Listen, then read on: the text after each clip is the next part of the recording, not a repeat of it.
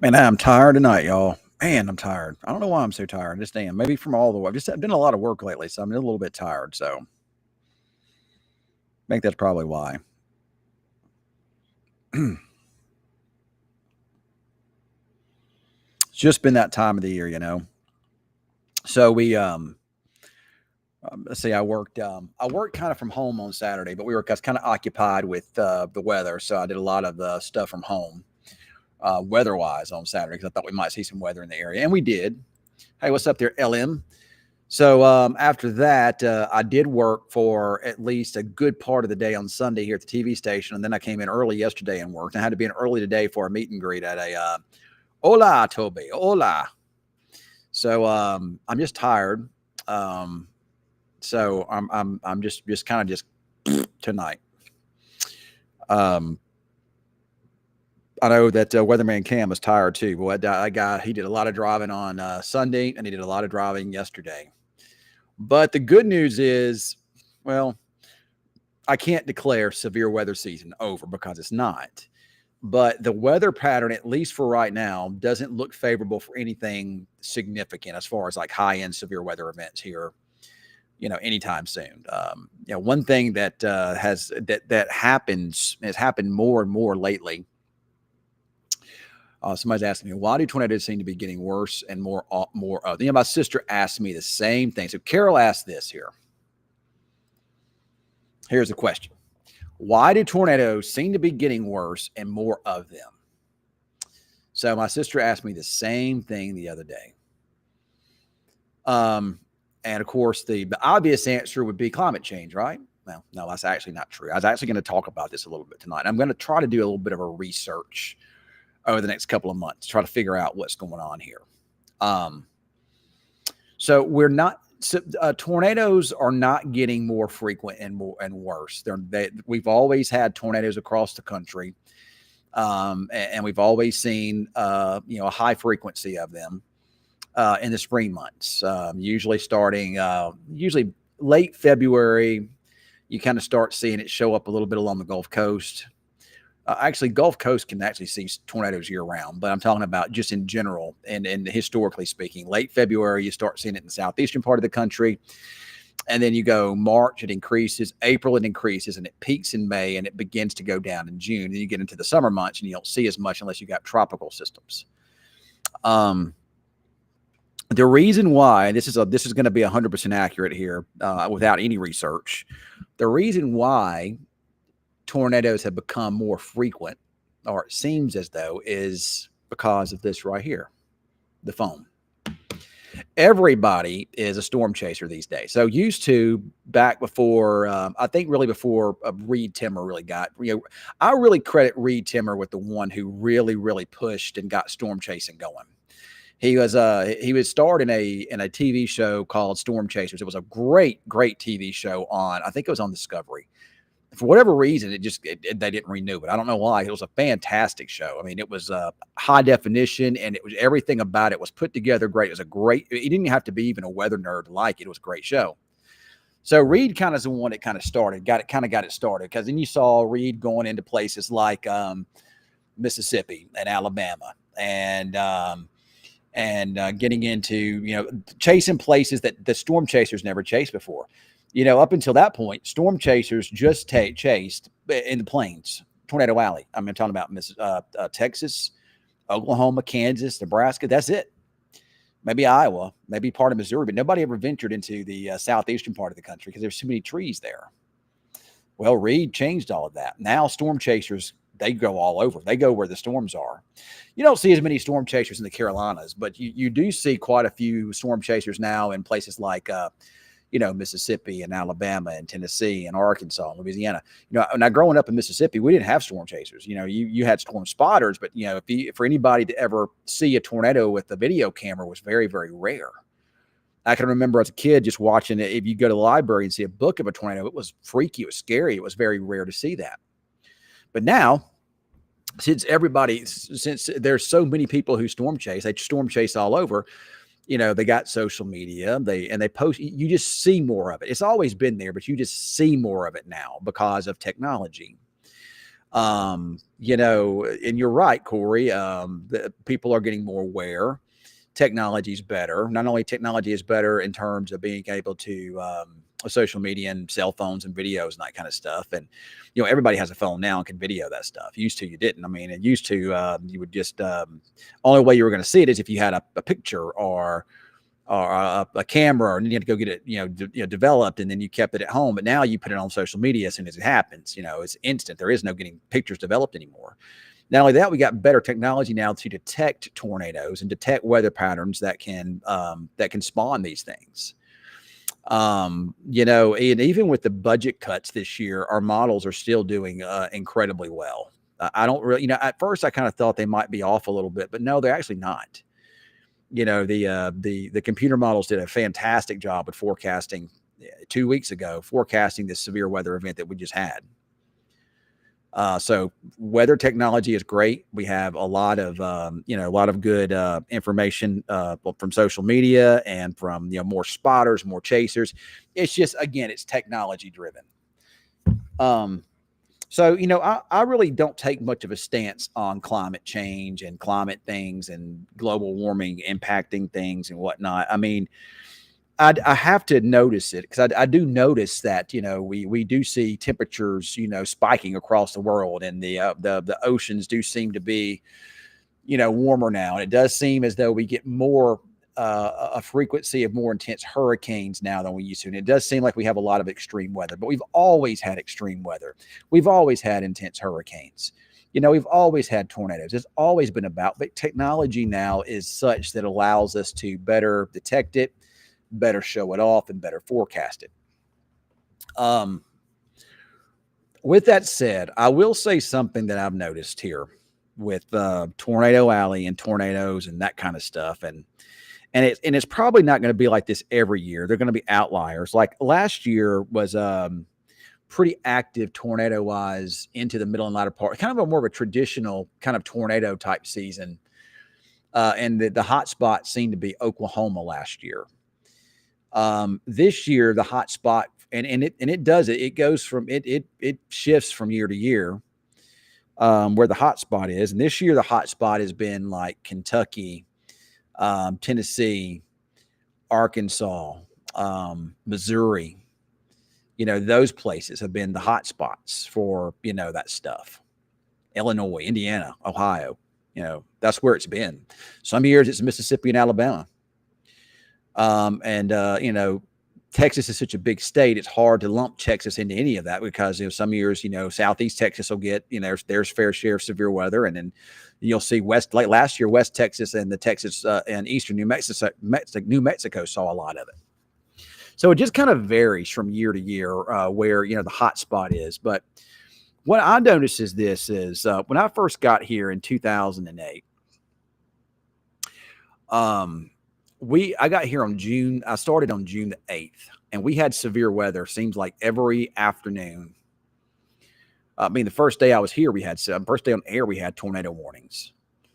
And we had severe weather, seemed like almost every afternoon, we had some type of severe weather event. And the first couple of years I was here, you just basically just put it on the calendar, May and June, we were going to see severe weather. Especially, it just seemed like mid-June was our main time we got it. But it seems like, though, really, last maybe 10 years or so, you're seeing the Great Plains, which is the Tornado Alley here. We're talking about Oklahoma, Kansas, and Texas. You're seeing what appears to be a shorter window of opportunity for, significant severe weather here. Like, for instance, if you look at this year, we saw quite a bit of rain and severe weather in the month of April. I would consider, I think we saw one, maybe two events I would consider this whole storm season here, even though we've had all the flooding and whatnot. I would say we've seen probably two, maybe three fairly significant events. Okay. When Jacksboro and Bowie saw the tornadoes over that way. And then we had that big squall line with tornado warnings in it, the big supercell west of Seymour this year. I think that may be the only two that I can really, really count for. And it seems like that's kind of the way it is here now. That higher end or mid-level to higher end severe weather events are confined to only a couple of events a year. Now we will see, bouts of storms and heavy rain and flooding. We get a lot of what's called thunderstorm complexes. They're called MCSs. We get a lot of that here because the severe weather will develop to our west. That's where the higher end stuff will be. Then it just bunches up into a big, large area of storms and rolls through here in the middle of the night or early in the morning. And then that chews up the atmosphere. There's no instability for anything in the afternoon. But if you look, our prime time, you're welcome, Joy. Our prime time for severe weather, prime months here are April, May, and early to mid-June.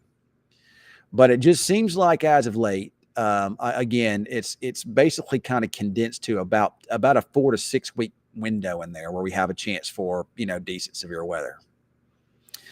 It seems like by the time we get into very late May and over into June, severe weather season is basically over here. I mean, there can still be, like I say, outliers. It can still be a year here or there. We can still get it, but I'm talking about mid to higher end events. And the reason why is because the jet stream seems to be, and the jet stream is something that you need for severe weather, seems to be weakening sooner now. And you're seeing a more of a summertime weather pattern take over quicker. And by summertime, you may not notice temperature wise, you may not notice it, but I'm talking about just from a weather pattern in general.